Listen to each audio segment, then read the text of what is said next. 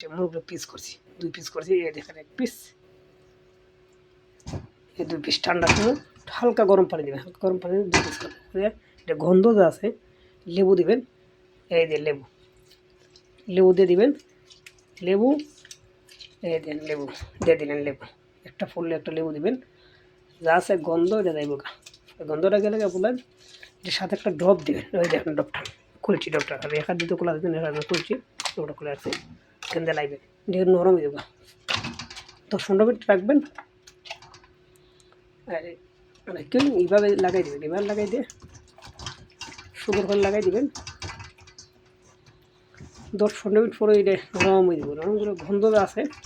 যাবতীয় গন্ধ সব যাইব, যদি নতুন আসেন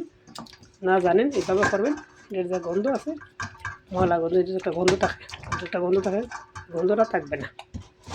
হালকা গরম পানি কিছু দিবেন আর একটু ভালো হইব,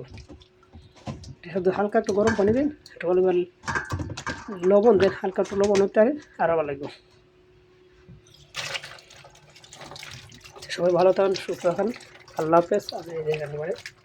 লাইক করবেন, শেয়ার করবেন, ভালো আল্লাহ হাফেজ।